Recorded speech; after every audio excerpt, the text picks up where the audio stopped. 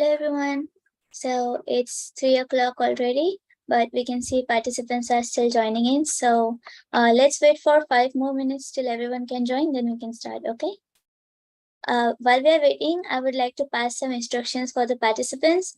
Everyone, please make sure that you have joined with your name following the naming conventions. It should be your actual first name followed by your last name. So please make sure that you have not joined in with your gaming name or your nickname or your device's name. Also, we will be sharing a feedback form. So please make sure to fill in the form and tell us how you feel about the workshop or if you want us to improve any further. Also, it will be containing your details such that, for example, your name that you want to be printed on your certificate, while we will be following the 60% of attendance time criteria, which means that you will be eligible for the certificate if you are being the part of this workshop for at least 60% of its working time. Okay, so that's it for the instructions. We have 5 minutes. We'll start after 5 minutes. Okay, thank you.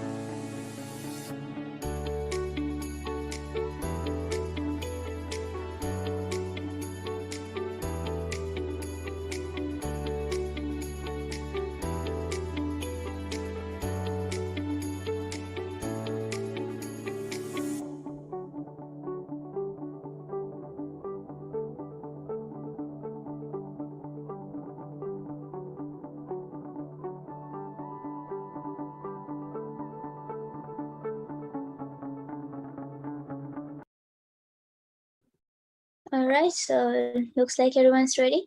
So let's get started. Good afternoon, everyone. On the behalf of KSV and LDRP Institute, I warmly welcome everyone who has joined us in the workshop this afternoon. Let's have a quick intro about KSV and LDRP before moving forward. So KSV, Karisarva Vishwavidyalaya, is a university established during the Gujarat Act 21 of 2007 and was approved by UGC. The university has been set up by the Sarva Vidyalaya Keravani Mandal, which is a trust with more than 100 years of philanthropic existence to provide needs-based education and develop courses of contemporary relevance to be the University of Excellence by providing research and skill-based activities and trainings which would foster higher economic growth and to provide education to all respective caste, creed, religion, etc. Now, talking about LDRP Institute of Technology and Research, so it was established in 2005 and 2006. Our college has made a steady progress during the past 16 years of its existence, and as a prestigious state institute, LDRP ITR has long recognized its role in engineering education, generation, dissemination of useful and relevant technological, industrial, and economic development of the country. And now, KSV and LDRP has brought to you the Spread the Barrier event, which is a compilation of various interactive workshops from industry experts, working professionals, experienced developers, CEOs, and more, where you can present your revolutionary ideas and skill ups to the competitive environment presented by the hackathon and grab the opportunity to win excited prizes. So, among these 14 plus featured workshops, today we'll be conducting our Git and GitHub workshop. And on that note, I would like to introduce our presenter for the workshop, Ms. Harshita Jain, a GitHub campus expert from NIT Hamirpur. So, without any further ado, I would like to hand over to Harshita ma'am. Good afternoon, ma'am. Grateful to have you on board. Hi, Khushbu. Good afternoon. Am I audible? Yes, ma'am, you're audible. All right. Thank you, Khushbu, for the wonderful welcome. And a big kudos to Team LDRP for putting this up and inviting me. It's great to be here. So before I begin with the session, just a little introduction, just a little about myself. So I'm Harshita. I'm a third-year student at NIT Hamirpur. And I'm pursuing my bachelor's in electronics and communication engineering from NIT Hamirpur. I'm a GitHub campus expert and a Microsoft Learn student ambassador. So needless to say, I am very, very fond of building tech communities, nurturing tech communities, and gamifying them in whatever form I can. Apart from that, my tech stacks include AR, VR, game development, and I've also interned as a UI UX designer at Game Stacy, which is a company reputed for creating women-centric gaming metaverses. So that's it about myself. And before I begin with the session for today, just a little heads up that we will keep it extremely beginner friendly. And may I please know in the chat if like from what year do the students here belong to? Students here from what all years of college? Do the participants have access to chat, Khushbu? Yes, they have.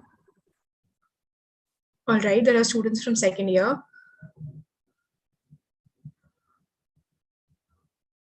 All right, so there are students from second year, from third year, and I believe there must be students from the first year as well. So we'll keep it extremely beginner friendly. Now, Git and GitHub is a very, very vast topic, and we can keep going on talking about it. We can keep on talking about Git commands for days. But the purpose of today's workshop is to just get the gist of it, why we are using it, to get familiar with some of the most common Git and GitHub commands. And in the end, I will also be talking about some amazing student programs which are offered by GitHub. So I'll just present my screen now and go ahead. Please let me know if it is visible. Yes, it's visible. All right. And I'm changing the slides now. I hope this too is visible. Yes, it's visible. All right. So the agenda for today is firstly an introduction to Git and GitHub. Then we will learn whether these are the same things or whether they are different. Thirdly, we'll talk about the 3 stages of Git, some common Git commands. And also we can talk about the GitHub Student Developer Pack and GitHub Campus Experts program, which is extremely relevant right now. Also, I request you to keep the chat extremely interactive, to keep on posting your questions because I can see them. And even if I miss them out right now, we can cover them later towards the end of the session. So I hope that works. And now I'll proceed ahead.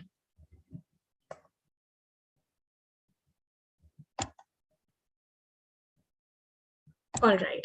So firstly, what is Git?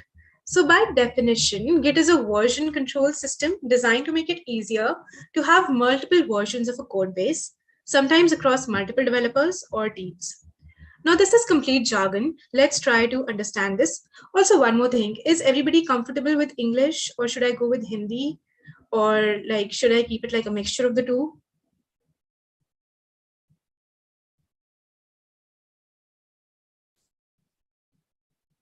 Okay, so everybody is comfortable with English, and we'll go with a mixture, right? All right, so this is a very jargonic definition. So let's try to understand this with a very basic example. Let's say you own a restaurant, right? And your restaurant has an app that allows the customers to place orders for instant delivery. See, there's a twist here. You can place orders for instant delivery, but you cannot you cannot pre-schedule your orders. Let's say I'm having a party at my home tomorrow and I want to order something for tomorrow. So I cannot just pre-schedule my order for, like, I cannot just place the order today and get it delivered tomorrow. So you feel that this is adding a downside to your business. And in order to like counter it, what you do is you get a team of engineers on board, and they add this functionality where you can also pre-schedule your orders, right? So now users can opt for the instant delivery option, or they can decide their order and place it for a later date. But what happens is that as soon as that functionality is added, for some reason the app crashes, right? Now this is a very drastic situation to be in, right? To make update add kar rahe ho, and all of a sudden your app stops working. And this happens quite a many lot of times. So Git is something that allows you to take snapshots of every version of your code base and then revert to the previous version or to whichever version you want to go back to. That is Git. And then we have GitHub. Before learning how GitHub is different, let's take one more example which will help you to understand how Git and GitHub work. So since I'm a game developer and I'm very fond of building hyper casual games, let's take this example, right? वो Google वाली Dino game तो सबने खेली होगी ना, जो network outage पे आती है, right? When the network goes away, there's this Dino games that comes up. So let's say the Google's team has a group of engineers who build that game. One person is responsible for making the dinosaur jump, for making sure that the dinosaur functionality works. Another person is responsible for making sure that those cactus, they keep spawning whenever the dinosaur has to jump, right? And there's this third person who makes sure that the score keeps on updating as the player keeps progressing in the session, right? So we have these three people. So have you ever wondered how they work collaboratively in a team? Who is putting which update, when that person is putting that update? So that is possible through Git and GitHub. So what does Git do? It takes screenshots, it takes snapshots, not screenshots, it takes snapshots of the versions of the code, and it helps the users to revert to any particular version or to any particular snapshot. What is GitHub on the other hand? GitHub on the other hand is a website that hosts Git repositories. Repositories again is a new word. We'll see what it is. So GitHub क्या करता है? It hosts Git repositories on a remote server. It facilitates sharing of code bases among teams by providing a GUI. अब GUI क्या है? It's a graphic user interface. Now let's understand this with a very popular example. ये आप लोगों ने पहले भी सुना होगा if you attended a Git or GitHub workshop. Let's say you send out emails, right? So what are the interfaces? What are the GUIs that let you send those emails? Gmail is one, Outlook is one, Yahoo Mail is one. So GitHub bhi wahi kaam karta hai, right? It provides you that service where you can collaborate with other members, where you can fork their code, where you can clone their code. Ye kya hoti hain terms? We will learn about them later, but I hope the difference between them is clear, right? Next is the installation. Now this totally depends on you. If you want to follow the simultaneous hands-on demonstration, or if you want to just listen right now and do the hands-on part later. So it's totally up to you, but the installation is very simple. You just have to navigate to these links for installing Git for Windows, Mac, or Linux, right? So once you follow these steps, it's relatively easy. what you do is, let's say I have it already installed with me.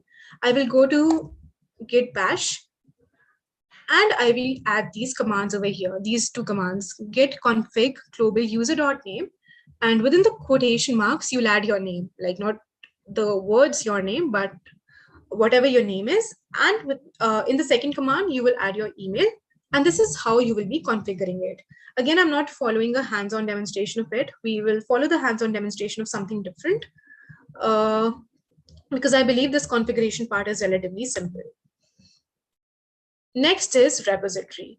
So we just mentioned repository right now, right? Does anybody out here know the English meaning of the word repository? Like without the context of Git and GitHub, what is a repository? Anybody? You can just type your answers in the chat.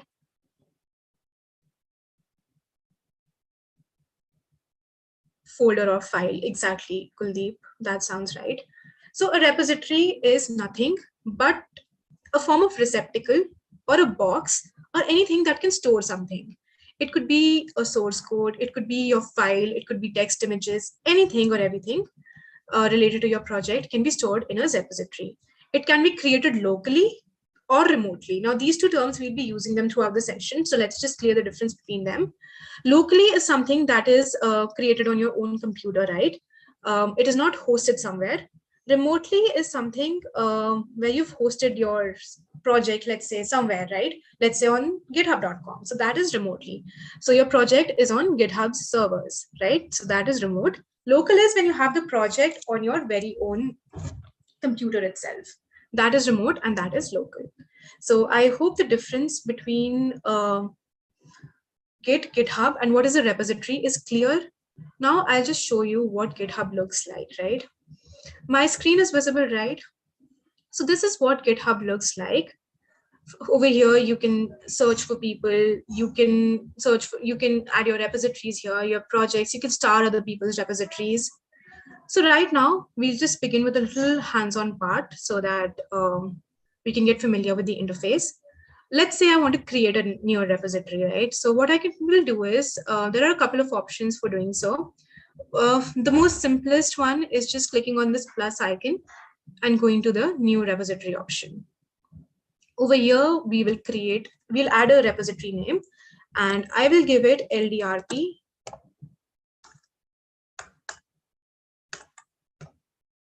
demo. So I've created my repository. We can add a description or we can add it later. So it's not necessary that you have to add it right now. Repositories can be public or private in nature. So GitHub gives you this facility to create repositories that are either public, that is anybody on the internet can see your repository, or it can be private, that is it is only accessible to you or the other collaborators that you've added to that repository. We can also add a README file. What a README file is, we'll see that later in the session. So for now, we've just created this repository, we've added a name to it, and we'll just simply click on the create repository option. Once that's done, we'll see a number of instructions coming up over here. So what these instructions do, these instructions help us to push our local project to this remote repository that we have created, right? We have created a repository for now. We've created a storage space and that is remote. It is remote because it is hosted on GitHub's server. What we'll do now, let's say I have a project. I already have a folder ready. As somebody mentioned before, right, that a repository is a folder. So we have this project. What we'll do now, we'll just right click on it. We'll go on the git bash here option and we've opened this terminal. From here, what we'll do, we will start with the commands. Now there are a couple of commands that need to be followed in order to push this project to GitHub. And the first one of them is always git init. So what this git init is doing is, as it says over here, initialized empty git repository in and the folder location. So what this does is, इसने हमारे folder को बता दिया है कि we are creating a repository. So we have created this git init repository. The next command which we'll be going for is git add dot. Does anybody have any idea what the git add command is being doing?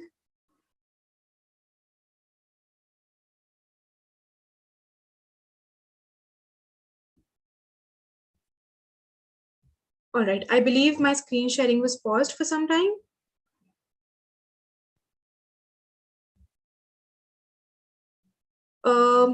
Is my screen visible? Could you please confirm? Yes, it's visible. It's visible. And can you see the command line? Is this visible? Okay, the command line is not visible for some reason. Just a second, I'll just share it now. Is the command line visible now? Visible. Yes, all right. So I guess we missed a little chunk. So we had a folder on our desktop. Again, it must have paused. I guess there's some issues with presenting on Zoom. So suppose, let's say you have any folder on your desktop or in your computer right now, right? That folder is stored locally. What you do is you right click on there, and since your Git is configured, you will get an option Git bash here. Once you click on the Git bash here option, this is what the interface looks like, right? You'll get this terminal. And once you get this terminal, the first command that you'll be adding over here is git init, this command, the highlighted command. So what this git init command is doing, it is initializing the empty git repository. I'm repeating this because I believe the screen sharing pauses for a certain period of time when I just switch windows for some reason. Secondly, when you're done with the git init command, then you go for the git add dot command. And as somebody mentioned, as Kuldeep mentioned, we are adding the files to start tracking. So again, what we'll do here is we'll just, before typing further commands, we will just try to understand what these three stages are. What are we actually doing when we are saying init, or what are we actually doing when we are saying git add? So the first stage is modified. There are three stages in Git, and these commands that we add in the terminal, these commands are based on these three stages. So in the first stage, what we're doing is we have a project. Let's say we have a folder. We have made some kind of changes in that project, and we will be adding those changes through the command git add dot. Let's take an example of a theater crew. We all have theater crews in our colleges, right? So let's say there is this theater crew and they keep practicing all the time. Every time they practice, they suggest each other improvisations. They keep adding new screenplays. They keep adding new changes. So what we are doing here as well, we are just taking a project, whatever changes we are making, we are adding them through git space add dot, add space, and then a dot. So that is the modified stage. Then we have the next stage. We haven't written its command yet. That is why I'm explaining it beforehand, so that you understand why we are writing that particular command. The next stage is staging. This staging area is also known as index. And as its name suggests, whatever changes we have made, we just make them ready to be pushed to the source code, right? We just tell the system कि हमने changes कर दिए हैं और अब हम उन changes को stage कर सकते हैं, मतलब we add them to a staging area. So since we've taken an example of the theater crew, staging is similar to backstage, जहाँ पे सारे crew members और props पहले से ही present होते हैं before we go for the final skit, right? और इसके लिए the commands that we use is commit. What commit basically does is commit takes that snapshot which we were talking about earlier. We use this command. We will be writing this in the terminal. Then we have the third stage, which is the committed. So once what we did, we initialized the repository with git init command. Then what we did, we added the changes that we had made with git add dot command. Then we committed those changes. We took a snapshot of those changes. We staged them. We made them ready to be sent to stage.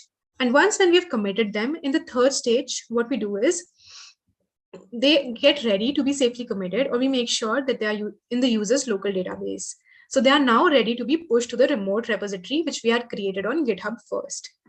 So the committed stage is similar to the final skit that happens, right, on the final showdown day. And for the command that we use for this is git push. So let's just go to the command line, and now let's just, is the command line visible now? Yes. All right. So we have these two commands over here, git init and git add space dot. Now we'll be going with the git commit command. So what we've done here is we've committed the changes we've taken a screenshot. This is a way of writing it. This -m is message, and we are adding the commit message here. Let's say this is my initial commit. So I've added the initial commit. So I've added the message here. And your commit messages play a very, very important role. Like right now, we're just in a demo workshop, but later when you build major projects, these commit changes play a very major role in determining what kind of change was made during what commit. Let's say we took that restaurant example, right? And the person there had added the functionality of pre-ordering. So the commit message should go something like add pre-order functionality. So that will help you as well as the other developers that are working on the project to understand what exactly is happening, what commit is being made, by whom it is being made, and when it was being made, right? So I've just added the commit message. So all the changes that were there in the folder, there were certain assets in the folder. Those assets have been added here, right? This create mode, these messages, they ensure that the message has been added here. Now, before directly pushing it, I'll just carry out a series of steps. I've just written this command. What these commands mean, we'll be covering them later. So for now, I'm just writing them. So we've added this command, git branch -m main. The next thing we'll be doing is git remote add origin.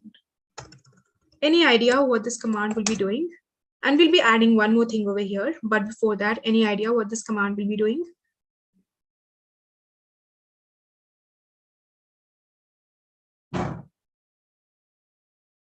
Okay, somebody's writing it changes the origin.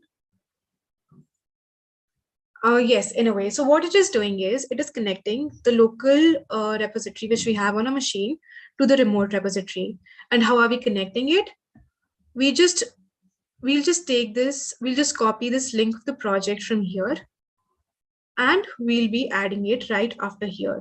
And also one more thing, Control-C, Control-V doesn't work on Git Bash. So we'll be pasting it like this. Okay, so there is this little, we'll be writing it again, git remote add origin. Guess we haven't copied the command yet.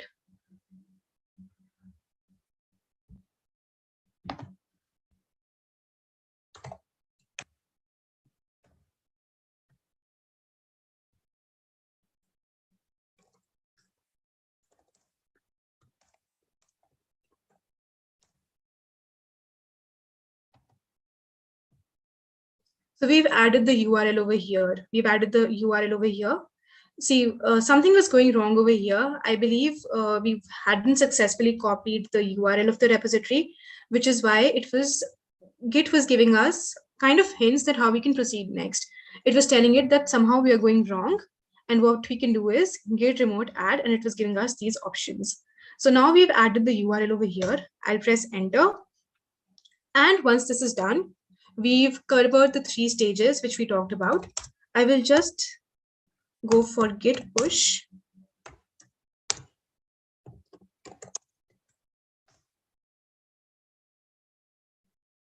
So what we've done now is we've pushed our project from our local to the remote. So this shows that the project has been successfully pushed from here to the remote repository. And this -u here means upstream. Again, we'll be talking about these things later. Main is the name of the branch that we mentioned here. Push is one of the stages that we mentioned before in the slides. Another command which we can use and which is very often used in Git and GitHub is git status. So what git status does is git status lets us know that where we are in the project. So right now I'm on branch main, and my branch is up to date with origin/main. I have nothing to commit. That means I have made all the changes, right? So that works. So we've done this. We have pushed our project. Now let's see what change has occurred over here. This was a project, and we've added this Parkathon folder. This Parkathon folder was, by the way, inside this LDRP demo. So we've added this Parkathon folder.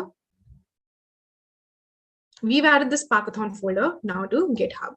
So that solves the issue. And if I go and check the commit history, I can see the one commit that I had made, jiska naam initial commit tha. Does that serve the purpose?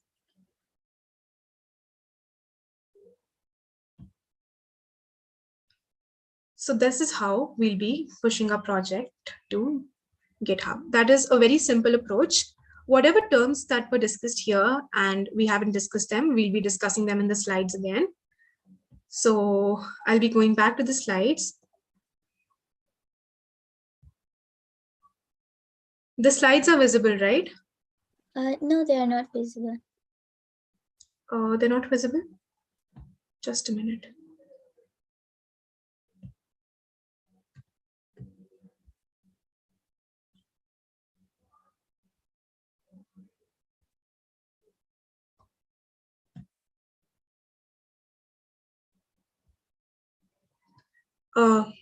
Are they visible now? Yes, now visible. All right. So if you remember right now, we just wrote this command which went like git branch -m main. So what is branching? So usually what happens is that different developers will be working on different features of the code, and it is usually advised to isolate those changes from the existing stable version so that there are no discrepancies further that arise, right? So branching in GitHub allows the developers to diverge from the main branch and to simultaneously keep working on different projects.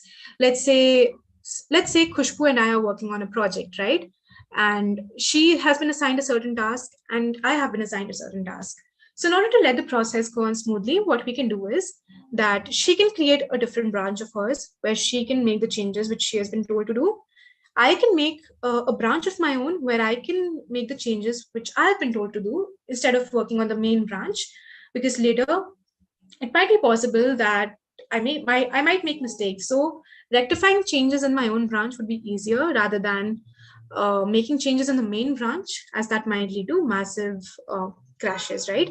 So the command to do that is git checkout -p and the branch name. Also, whenever we do branching, there is often a possibility that something known as merging is required, right? So just like I took the example that Khushbu is working on one branch, I am working on branch. So what if we want the end product which has both these functionalities, right? So what we'll be doing is we'll be merging these branches. I'll be providing you with a cheat sheet which will have all these git commands within them. So we can just serve through those git commands, and they cover everything: how to merge, how to clone, how to. So that is why I'm not going on for a hands-on demonstration of the same. The main purpose here was to just understand why we do whatever we do on GitHub, right? So like this is the master branch. Let's say this is Khushbu's branch 1, and this is my branch. Later, when we are done with our changes and when those changes have been approved, we merge them into the master branch. It's like going on a highway, diverging into different roads, and then at the end, meeting on the main highway. Often, very, very often, there are cases when merge conflicts occur. So since I'm speaking in game jargon, since I'm very fond of games, so let's say you are building a game where a player has to keep running and avoid hurdles. So what player 1 did was, in his branch, he added a functionality that the player will jump whenever there's a hurdle. And what the player 2 did was that in his branch, he added the functionality that the player will have to duck and pass below the obstacle and not jump over it. So in one case, the player is jumping, and the other case, the player is ducking and then going forward. So here, when later they push their codes and when they merge their codes, there will be a case of conflict, because these are two simultaneous situations. These are two situations which cannot occur simultaneously. So this is known as merge conflicts, and they arise when two members of the same development team, they work on the same file and try to merge their respective changes, and there is some kind of discrepancy in those changes. So again, we won't be delving deep into merge conflicts right now. Before delving deep into merge conflicts, these are some major commands that we'll be using, and we can just have a recap for these commands. Let's say git config global username and git config global user.email. These are the commands that you use for configuring Git. That is when you install Git in your system. These are the commands you use to add your name and your email. This command you'll be using to check if the configuration is successful or not. Then we talked about Git init. You are initializing the Git repository. We'll be talking about clone also. So right now what we did was, in the hands-on session, what we did was we took a folder which was in our local, we pushed it to remote. What if you go to GitHub and you really like some project and you want that project in your own system, right? In your own local system. So from there, you can clone that project. You can go for Git, clone, and you can type the URL of the project. And then through a series of steps, you will be able to have that project in your very own system. Git status is another command which we used at the end. If you remember, we were checking the modified file in the working directory. We check its status, whether the change has been made and on which branch we are, if there is something to commit or not. Again, we use this git add space dot command to add all the modified files to the staging area. What if you don't want to add all the commands? And what if you only want to add a particular file, right? So what we'll do in that case is git add and the file name. Along with that, there are these numerous other commands. They're not used as often as the ones that we used. And I believe I'll be providing you with a cheat sheet. So you'll be self-sufficient in those commands and you'll be well aware how to use them. Again, we did talk about branching. Git checkout B is to create a new branch. We'll be talking about pulling also. Again, we talked about cloning and we will talk about pull also. We talked about push. We are pushing the branch to an origin. Git checkout and branch is to switch to another branch. And simply merge is to merge the changes that have been made. Now, another thing, which is really, really important.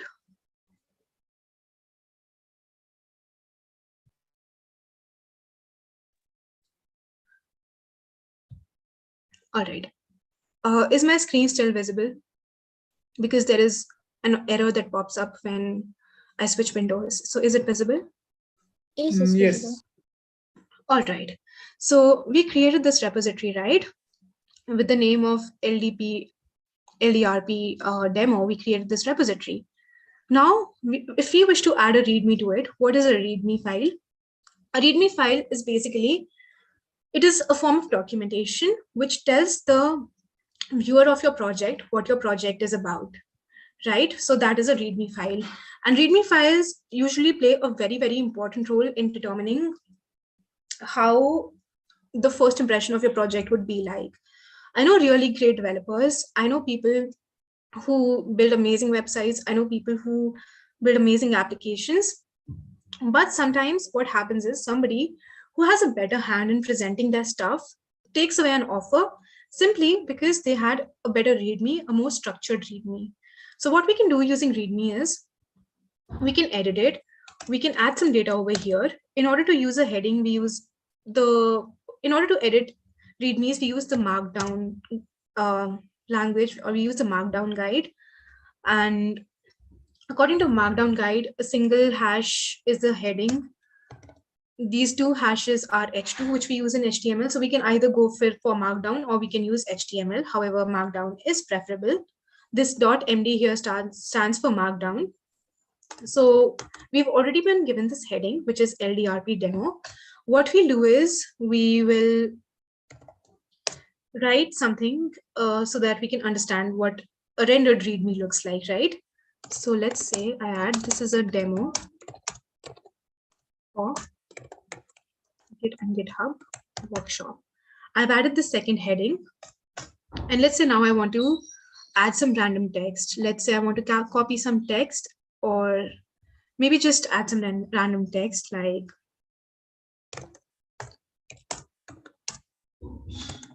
the folder contains demo material for the workshop. I can again add emojis over here. Okay, right now it's not rendering for some reason, but when I see a preview, this is what a README would look like. This is the main heading. This is the subheading. This is the text. We can add pictures to it. We can add a you can add code snippets to it. We can simply add pictures by going to this option and importing pictures over here. Let's say I want to add this flag.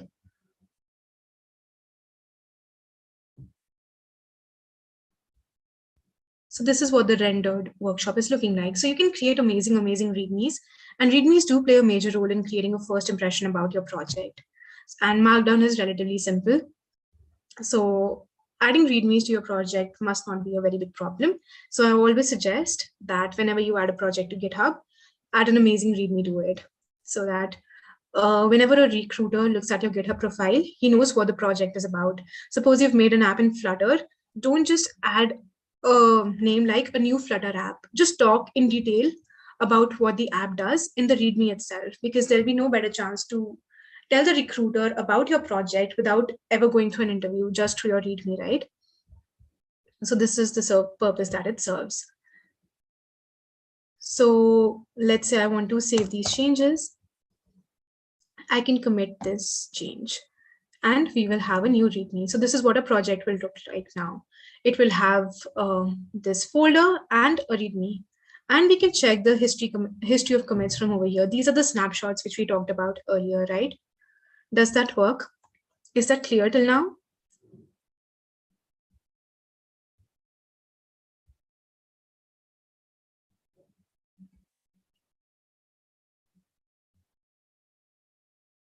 All right. Also, we were talking about pull requests, right?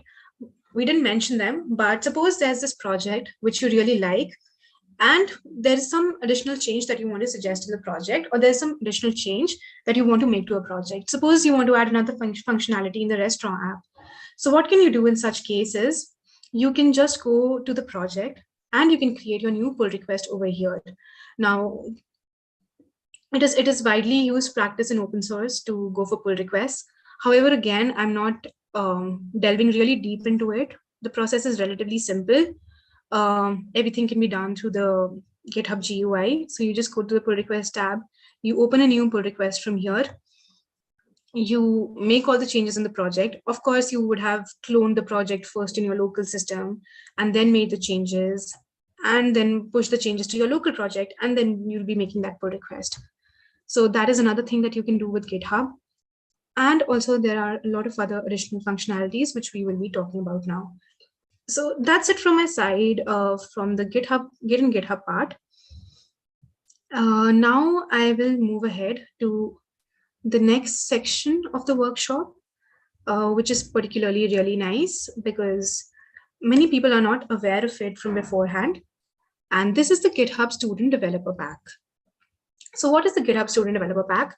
I'm assuming most of the students out here, they are college students, right? You are in your second or third year or first year of college, and you have a college ID which has been issued to you by your institute, right?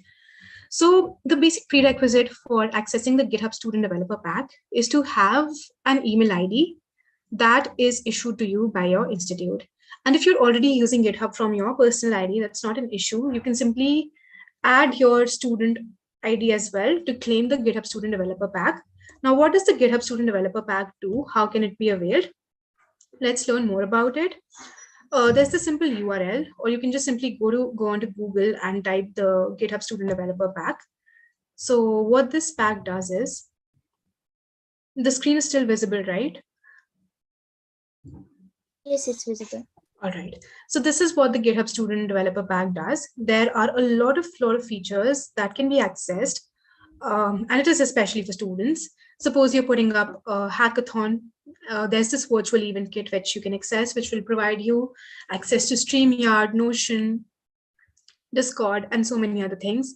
Again, if you can go, you can get 1 year free domain registration on name.com. You can get $100 in platform credit from DigitalOcean. The list doesn't end. You can also access GitHub pages. Also, since most of you would be participating in a hackathon, I guess GitHub pages becomes extremely relevant. And we'll talk about that as well right after we are done with the Student Developer Pack. So these are all the benefits that can be availed with the GitHub Student Developer Pack. The list literally never ends. And how do you access it? You just go here for sign up for student developer pack option. Right now, I have already signed in. So I guess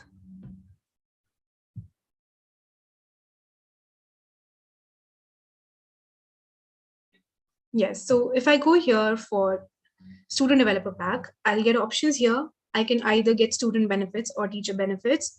Of course, you'll be accessing the student benefits. And once you go here, there's no long procedure. All that needs to be done is you need to be meeting these eligibility criterion. You must have a GitHub user account, must be at least 13 years old, have a verifiable school issued email address, and currently enrolled in a degree or diploma. You just need to add your school email ID or institute email ID over here. If you're already using your personal ID, as I mentioned before, there's no problem. Just add another email address, add the name of your school, and add how you would be planning to use GitHub. What kind of projects would you be using? Would you be using GitHub pages to deploy your websites? You can mention stuff like that, and then you can simply click on the continue option and submit your request for the GitHub student developer pack, and then you can access the same. So the process is relatively very simple for the same. Secondly, there is this program, which is the GitHub Campus Experts program. And the program is extremely very special to me because I became a GitHub Campus expert right at the end of my first year of college, like just when the second year of college it began. So it gave me a head start really early in life on technical communities. And I believe everybody out here must apply for the same. Since you are participating in a hackathon, I'm sure all of you have been exposed to the community space. And if you're wondering what the program is about and why and when should I apply for it, so the answer to the when is now, because the applications for the August cohort are open. Now, the applications run in two phases, first in February and then in August. So the applications for the August batch are open now. You can simply go onto this link and apply. We will talk more about this later, how you can access, how you can make your application better and how you can apply, what are the application, what are the requisites, what are the requirements. We will talk about this. So if you're wondering what the program is about, if you've heard about it for the first time, so like, let me just clear the air about it. Like, while the title might say GitHub Campus Expert, it literally doesn't mean that you need to know Git and GitHub to become a GitHub Campus Expert. GitHub Campus Expert is a program for student community leaders. Where they are given a title, they are given the empowerment and the support from GitHub to build diverse and inclusive community spaces.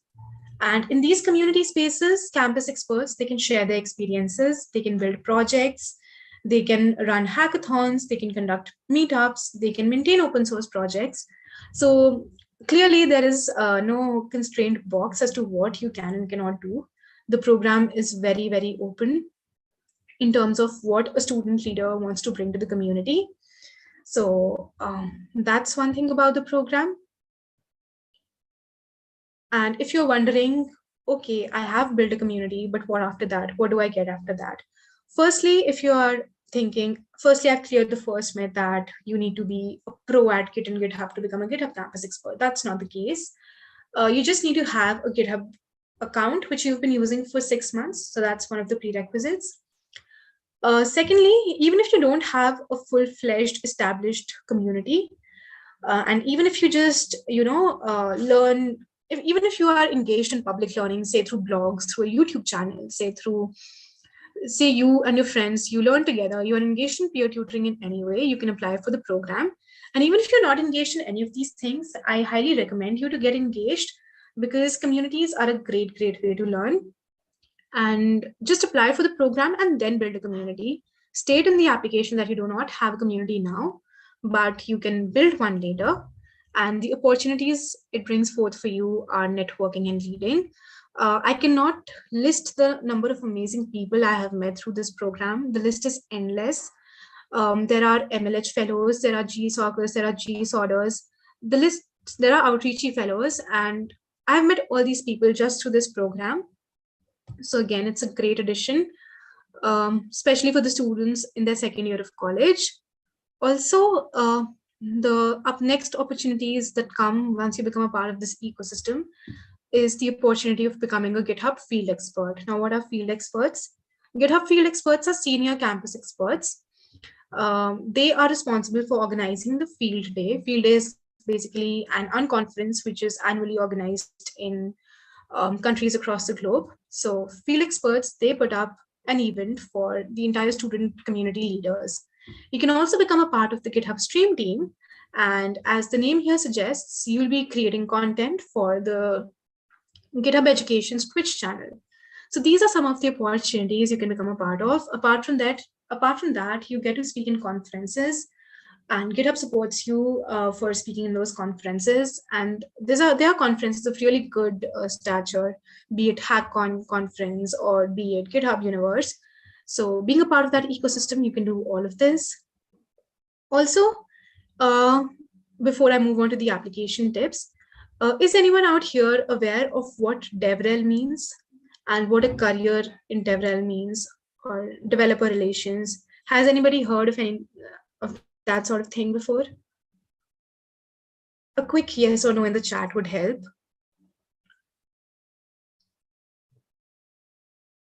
All right. So it's a no. All right. So DevRel stands for Developer Relations. I've known people who work as developer relations engineers or developer relation managers. And what developer relation manager or engineer does is he or she finds a common ground between code, content, and community. So why I encourage you to apply for the program is that most of the DevRels that I know, during their school days, they were a part of these programs. They were part of the GitHub Campus Experts program. They were either GDSE leads. They were part of the Microsoft Learn Student Ambassador programs and so many other student ambassador programs. And what this program does is, this program also, harnesses the spirit of DevRel. As a GitHub Campus expert, also, you'll be finding a common ground between code, content, and community. So if this field is sounding interesting to you, although most of you had not heard about it before, but if you'd be like going up on Google and looking up for it after the session, then do apply if you find it amusing. If you find DevRel amusing, do apply for the program, for the GitHub Campus Experts program. And then let's just see how to apply for the application, if that helps. Let's say I go here.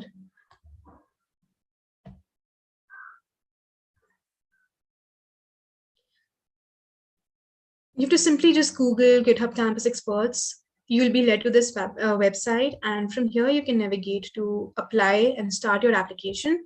The process is very simple, and you do not need any particular technical skills to be a part of the program, but you need a good technical acumen, you need a sense of community, you need a good inclusive and diverse nature where you feel confident that if you become a part of the program, you can harness those qualities to not just work on yourself technically, but also motivate others around you to work in a particular way.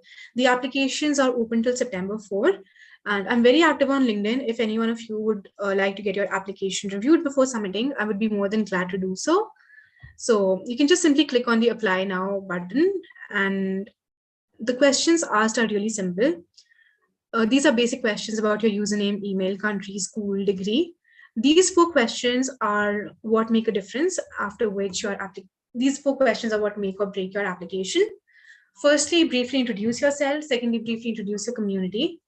So in these 2 questions, make sure that you just do not talk about yourself, but how, even in the yourself part, just mention how you've been a part of so-and-so communities, how you've been driving change. If you've been learning, say if you've been learning Flutter, just don't keep mentioning that I learned Flutter, I've got this much certifications.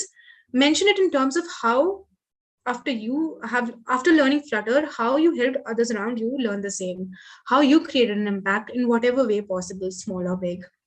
Secondly, there's this question about why do you want to become a GitHub Campus expert. Be extremely candid and open with these questions, extremely candid with your answer. If there are certain problems that you're facing right now as a student developer, or as a student community leader, mention them. Do write how becoming a GitHub Campus expert would make the process easier. And again, this question again is really open-ended. How do you feel the program will empower you in ways in which you're not empowered right now, right? And it will also ask you for other communities that you're a part of. And although I believe that being a part of other communities does give you a little bit of an upper hand, but that's really not the case. When I applied, I had no other option ticked over here. So that totally depends on the four answers you give over here. So these are certain undertakings which you have to go through, and that's how you can submit your application. So that's it about the program. These were the application tips. Be extremely candid, be extremely straightforward, and be extremely community centric. You can ping me on LinkedIn if you want to get your application reviewed. These are my handles. And thank you so much for listening so patiently throughout the session. And now we can go forward with the doubts. And the participant retention rate is 50, which is a very good rate. So thank you so much for keeping by. I'll just stop the screen sharing for now, and we can go with the doubts.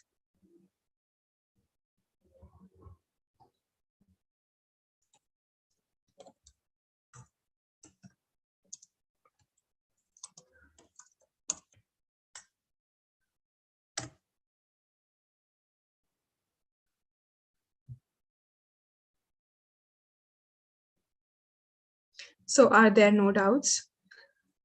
Which is a little surprising considering we haven't covered a lot of part related to Git and GitHub. I just wanted it to be introductory in nature. But please go ahead with your doubts in the comment section if you have anything that you want to ask. Participants can also unmute themselves if you want to ask anything, and you can also type your questions in the chat.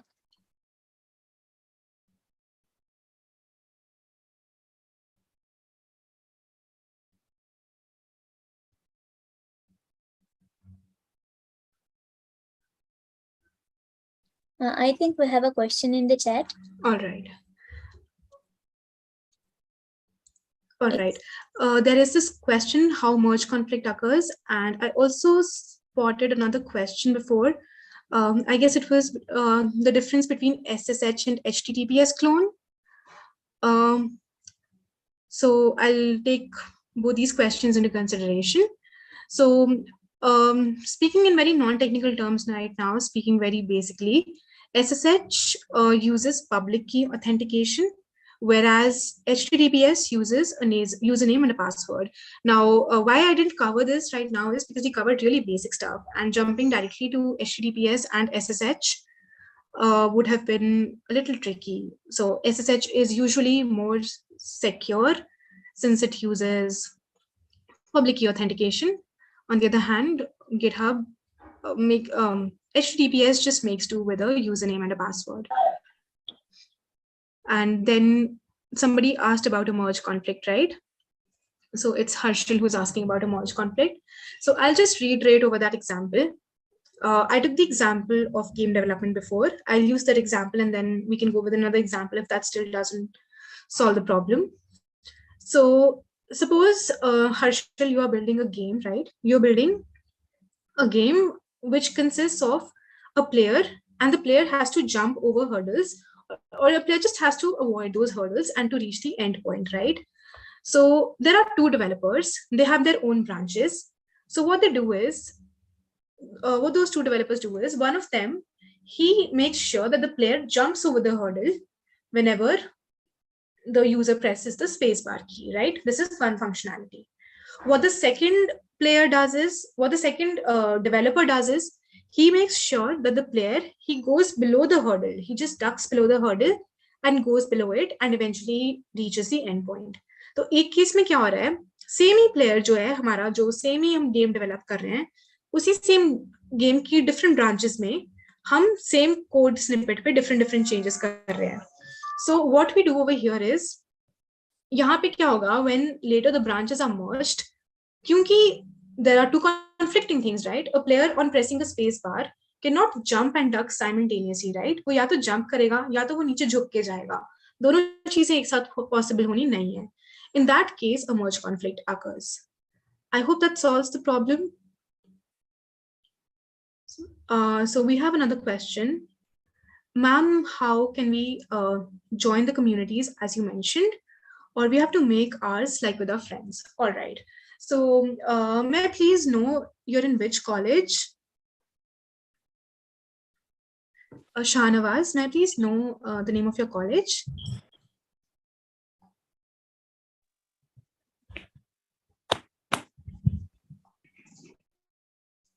All right, so you're in Dr. Ambedkar Institute of Technology. So I'm sure there must be certain technical clubs or societies in your college, right? There are multiple ways of getting into the program. One way is that you're either a part of some technical club or society of your college, say maybe you're part of a GDSE group, or maybe you're a part of some department related community, and then you apply for the program and you exhibit that particular club or society to be your community. That is one way.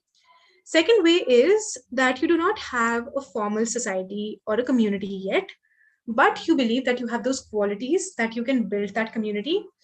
And how you can build that community, say you and your friends, you're involved in peer tutoring, right? You have this WhatsApp group where you're constantly solving each other's technical doubts, right? You're sharing opportunities with each other, like is program में apply करते हैं यार, इस fellowship को भरते हैं यार. Let's say there's this that sort of WhatsApp group. What you can do is you can apply for the program and you can then formalize this WhatsApp group into a more formal community, right? You can shift those conversations to a Discord server. You can expand the scale of that community. That is one way. Third way is there are people who run their YouTube channels. So they have that YouTuber community. They have that community of um, viewers who view their content on a regular basis. So that is one way of doing it. There's no set way of doing it. What they want is they want a passion for people who can build communities in a diverse and inclusive way. A passion for teaching, a passion for learning, and a passion for growing together. That is what they're looking for. And in whichever way you can exhibit it through a community, that works. Does that solve the doubt?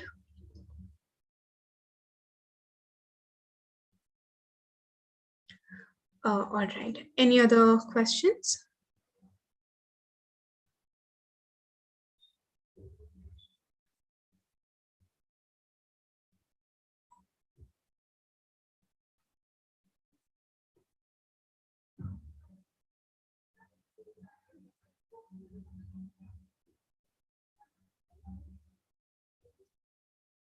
Anything related to Git or GitHub or the student developer pack or the campus experts program, or if you want to know something more about student communities, maybe if you want to know what happens once you get selected.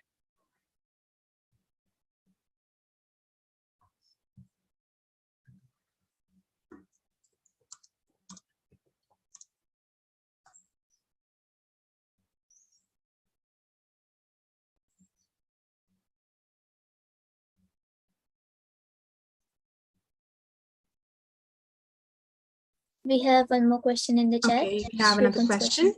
What is the difference between main and master? It is just a naming convention. It is essentially a branch where you can, I guess they go interchangeably. You can just, like when I gave that name, Git branch M main, I'm essentially giving a name to my master branch and calling it main. So this is just a naming convention.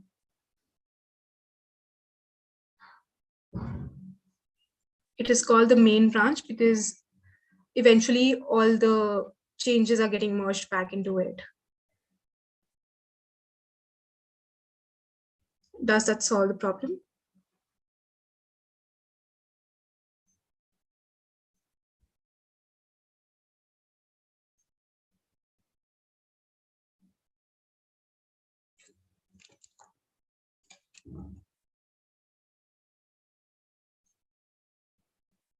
Any other question that I might have missed?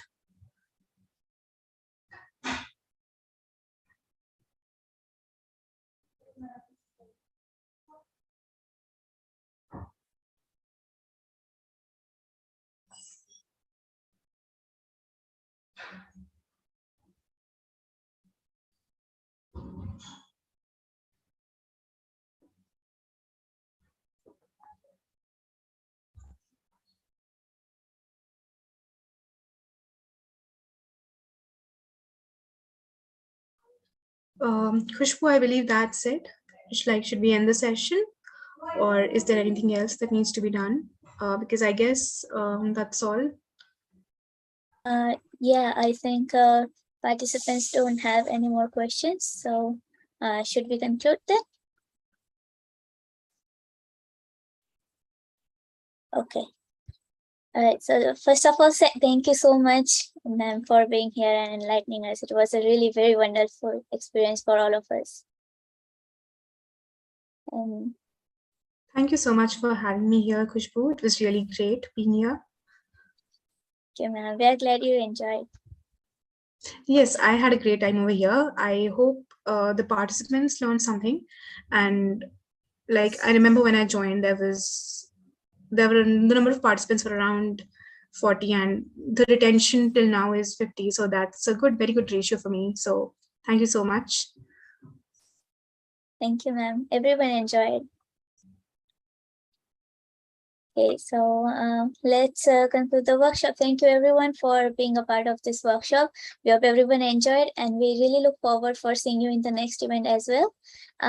We'll be sharing a feedback form, so please make sure to fill in the form to tell us how you felt about the workshop, or if you want us to improve any further. Also, it will be containing your details, for example, your name that you want to be printed on your certificates. So make sure that you fill in the whole form. Also, please register for the hackathon if you're not done yet, and join the Discord server because it's really mandatory to get the information of the further events as well. And stay connected with our social media to stay updated. So that's it. Thank you, everyone. Thank you, ma'am. Thank you so much. Bye-bye. Bye-bye. Have a good day.